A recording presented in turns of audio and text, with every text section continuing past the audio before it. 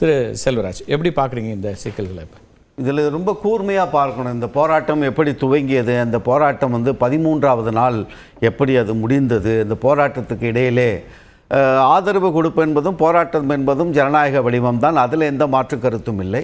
ஆனால் தம்பி ராஜீவ்காந்தி சொன்னது போல் 2-3வது நாட்களுக்கு பிறகு போராட்டத்தினுடைய வடிவமும் அமைதியாக போராட்டங்களை எடுத்து தங்கள் கோரிக்கைகளை வைத்து கொண்டிருந்த மக்கள் மனதில் ஒருத்தர் பேசினார், இதுக்கெல்லாம் காரணம் நீங்கள் தேர்தலில் வாக்களிக்கிறது தான், உங்களுடைய வாக்கை நீங்கள் மாற்றி அளிக்கணும் அப்படின்னு பேசுகிறாரு. அது தொலைக்காட்சியில் லைவ்ல டெலிகாஸ்ட் ஆகுது. அப்போது நேர்மையாக 5வது 6வது மண்டலம், இந்த 2 மண்டலங்களை சார்ந்த அந்த 1983 போராட்டங்கள் உறுப்பினர்கள், அவருடைய கோரிக்கை அவர்களுக்கு தெரியும், என்ன கேட்டு பெற வேண்டும் என்பது தெரியும்.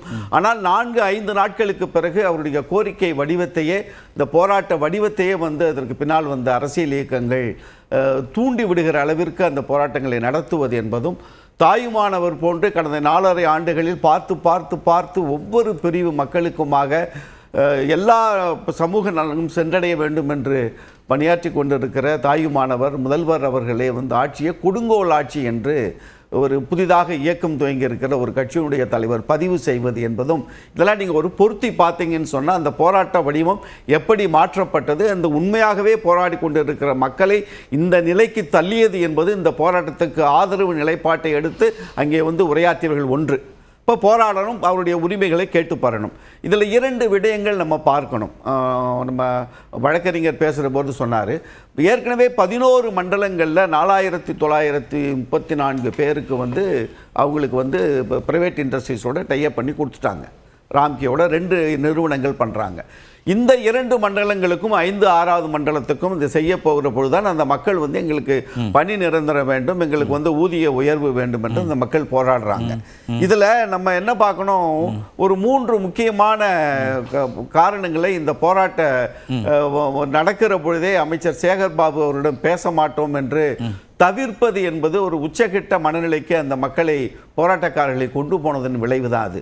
ஏன்னா வடசென்னையினுடைய அமைச்சர் அந்த மக்கள் மீது நம்பிக்கை கொண்டிருக்கிற, மக்களுக்காக உழைத்து கொண்டிருக்கிற அமைச்சர், அவர் பேசுறாரு. அதற்கு பிறகு நகர்ப்புற அமைச்சர், மாநகராட்சியிலிருந்து அதிகாரிகள் வருவாங்க, இன்சார்ஜ், அவங்க பார்ப்பாங்க. அதையும் அவர்கள் தவிர்க்கக்கூடிய அளவிற்கு போராட்டம் வடிவம் எடுத்தது என்பது திட்டமிட்டு அந்த மக்களை திசை திருப்பது ஒன்று.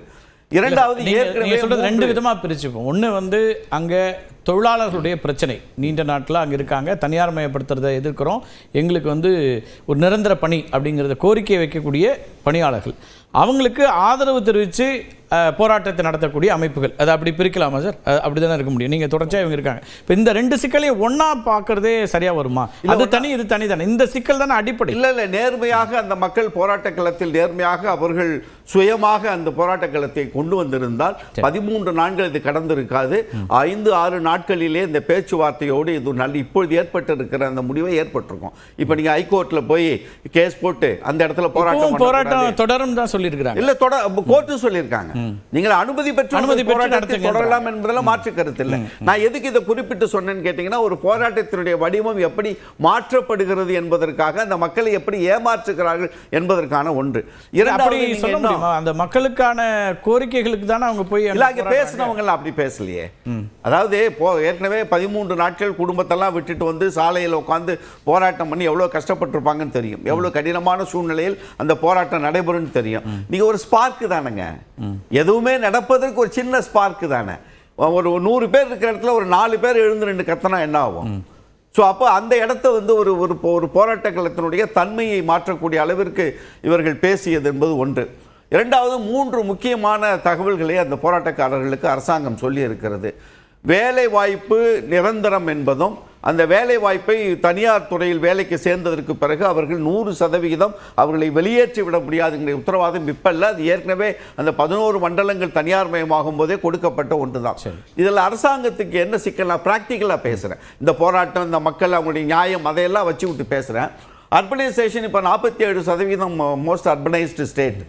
அப்போது கழிவுகளுடைய அளவீடு அதிகமாக வருகிறது. ஒரு 15-20 ஆண்டுகளுக்கு முன்னால், 10 ஆண்டுகளுக்கு முன்னால் பார்த்தீங்கன்னா இந்த பல்லாவரம் பக்கத்தில் ஏரியிலே கொண்டு போய் கொட்டுவாங்க. பெரிய போராட்டம் நடந்த பிறகு இன்றைக்கு 50-60 கிலோமீட்டர் தாண்டி இடத்த மாற்றிருக்காங்க. கொடுங்கையூர் அந்த மாதிரி, கோயம்புத்தூர்ல 2-3 இடங்கள் மிகப்பெரிய போராட்டங்கள் நடக்குது. அப்பொழுது எத்தனையோ 1000 டன் இங்கிருந்து எடுத்து ஒரு 100 கிலோமீட்டர் தள்ளி கொண்டு போய் அதை போட்டு அதை தரம் பிரித்து அங்கே மக்கும் குப்பை மக்காத குப்பை என்று போடக்கூடிய அளவிற்கு இங்க மக்கள் பெருக்கமும் அதனால் ஏற்படுகிற இந்த குப்பைகளை கலெக்ஷன் பண்றோம் பார்த்தீங்களா, அது ஒரு அரசு மட்டுமே இருந்து கவனிக்கக்கூடிய, அதுக்கு தான் ஒரு திட்டமிடல் வேணும்னு இல்ல திட்டமிடுதல் என்ன திட்டமிடுதல் பண்ணாங்க உலகத்தில் இருக்கிற எல்லா நாடுகளும் வரக்கூடிய அரசுகளுடைய பாலிசிஸ் தான் அரசு வந்து நிர்வாகப்படுத்த முடியும். அது அந்த செயல் திட்டங்களை செய்யக்கூடிய அந்த ஃபீல்டில் இருக்கவங்க ஏன் அது பிரைவேடைஸ் பண்றாங்கன்னா, உலகத்தில் இருக்கிற எல்லா நாடுகளும் இன்றைக்கு உலகத்திலேயே மிக சுத்தமான, இந்தியாவிலேயே மிக சுத்தமான நகரமா தொடர்ந்து பெயர் பெற்றிருக்கிற நகரம் இந்தோர். நான் ஒவ்வொரு ஆண்டு அந்த ஊர்ல வச்சுக்க, முன்னால் அப்படி கிடையாது. 25 வருஷத்துக்கு முன்னால அந்த இந்தூர்ல முழுசா தனியார் துறை தான், தனியார் துறை பண்றாங்க. அது ஏன் எதுக்குங்கிற கேள்வியெல்லாம் அடுத்து நான் என்ன சொல்றேன்னு கேட்டீங்கன்னா, அந்த பெருக்கம் வருகிறது, அந்த திடக்கழிவுகளை மேலாண்மை செய்து மறுசுழற்சி செய்யக்கூடிய சிந்தனை வருகிறது. இந்த மாதிரியான எல்லா சிந்தனைகள், ஒரே நிமிஷம், எல்லா சிந்தனைகளும் மாறி போய் அளவு என்பது அதிகமாகி அது ஒரு அரசாங்கம் அரசு ஊழியர்களாக வைத்து அந்த திட்டத்தை முழுமையாக நிறைவேற்றி விட முடியுமா என்கிற கேள்விகளுக்கு இடையில தான் இந்த தனியார் மயம் என்பது வருகிறது. அதை தவிர்க்கல. இரண்டாவது ஒன்னே ஒன்று சொல்லிடுறேன். தம்பி சூர்யா பேசுகிற பொழுது வழக்கம் போல் திமுக இந்த போராட்ட காலங்களை கடந்த காலங்களில் எப்படி பண்ணியிருக்காங்க, இப்போ அவர்கள் இந்த போராட்டத்தை பற்றி பேசலாமான்னு கேட்டார். அவர் பேசுறதுக்கு முன்னால் அவர் யோசிச்சு பேசணும். விவசாயிகள் போராட்டத்தை பார்த்தோம், 694 பேர் செத்து போனான். ரோட்டில் வர்றவனுக்கெல்லாம் ரோடில் ஆணி வச்சு போராட்டக்காரர்களை அந்த பகுதியில் போக விடாமல் பஞ்சாபில் தடுத்து நிறுத்துனீங்க. உங்கள் இணையமைச்சருடைய மகன் ஜிபி ஏற்றி 4 பேர் விவசாயிகளை கொன்னா, அவன் நாளையமா ஜாமீனில் வெளியில் வந்து நல்லா இருப்பார், அடுத்த தேர்தலில் நிற்பார்.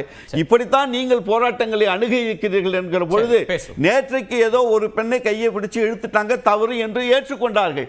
அரசாங்கம் தகுந்த நடவடிக்கை எடுக்கப்படும் என்று சொல்லிவிட்டது. உடனே வந்து இதை கொண்டு வந்து இதோடு பொருத்துவது என்பதும் கொடுங்கோலாட்சி என்கிற நிலைக்கு ஒரு அரசாங்கத்தின் மீது விமர்சனம் வைப்பது என்பது சரியான பார்வை இல்லை. காலத்திற்கு ஏற்ற நீர், நிலம், காற்று இந்த 3 மாசடையக்கூடாது அரசாங்கத்தின் நோக்கம் என்பது உண்மை. அந்த 3ஐயும் அரசு நிர்வாகமாக மட்டுமே இருந்து அதை முழுமையாக செய்துவிட முடியும் என்பதற்கு நீங்க இந்தியாவில் இல்ல உலகத்தில் ஏதாவது ஒரு நாட்டை உதாரணம் காட்டி பேசுங்க. அதுக்கு பேசுங்க. திரு வில்சனோட கருத்தை கேட்டு வந்தார். திரு வில்சன், உங்க பார்வை என்ன இதுல? எஸ், அதாவது இப்போ தனியார் மயமா அல்லது அரசே நடத்துறதா இல்லைன்னா ஒப்பந்த தொழிலாளர்களா அவர்களை வச்சிருக்கிறதா, இது வந்து இன்றைக்கு பெரிய பிரச்சனை கிடையாது. இன்றைக்கு பிரச்சனை என்னன்னா, அந்த தொழிலாளர்கள் அவர்கள் அப்பாவிகள், அதாவது அவர்களுக்கு வந்து எழுத்துல இருக்கிற ஜாலம் எல்லாம் தெரியாது. அவர்களை பொறுத்தவர்களை இந்த ஆட்சி எனக்கு ஒரு உறுதிமொழி கொடுத்திருக்கிறது, அதை செய்தார்களா என்பது ஒண்ணு. இப்போ ராஜீவ்காந்தி அவர்கள் சொன்னதை வந்து ஒரு விஷயத்தை நான் ஏத்துக்கிறேன். என்னன்னா, அரசாங்கத்தை பற்றி அந்த வந்தவர்கள் போனவர்கள் கலந்து கொண்டவர்கள், அது வந்து அரசியலுக்காக கலந்து கொண்டவர்கள் சிலர் இருக்கலாம், சிலர் உணர்வுபூர்வமாக கலந்து கொண்டவர்கள் இருக்கலாம். ஆனா அந்த பேச்சுக்கள் வந்து அதை நம்ம வந்து கண்டிக்கணும். கண்டிப்பாக ஒரு அரசை பற்றியோ இல்லைன்னா தனிப்பட்ட தலைவர்களை பற்றியோ பேசுறதை நம்ம கண்டிக்கணும். ஆனா கடந்த காலங்களில் இது நடந்திருக்கிறதா என்றால் உண்மையாக நடந்திருக்கிறது. இப்ப ஜல்லிக்கட்டு போராட்டத்தப்போ வந்து அப்போ பேசுறவங்க நீங்க பாத்திருக்கீங்க, வரச்சொல் ஓபிஎஸ்ஐ வரச்சொல், சாப்பிடுகிறார் மிச்சர் சாப்பிட்டு உட்கார்ந்து இருக்கார், இப்படி எல்லாம் வந்து தரக்குறைவா பேச்சுக்கள் வந்து எல்லா இடத்துலயும் வந்ததுதான். ஆனா என்னன்னா, இது வந்து அதை வந்து நம்ம பெருசா நம்ம எடுத்துக்க முடியாது. நம்ம என்ன எடுத்துக்க வேண்டியதுன்னா, அதோட வீரியம் எந்த அளவுக்கு 12 நாட்களாக நடந்திருக்கிறது, 12 நாட்களாக பேச்சுவார்த்தை நடந்திருக்கிறது. அப்போ பேச்சுவார்த்தையில் எந்த அளவுக்கு முன்னேற்றம் ஏற்பட்டு இருக்கிறது என்பதைத்தான் நமது அமைச்சர்களோ அல்லது அதிகாரிகளோ அதை வெளியே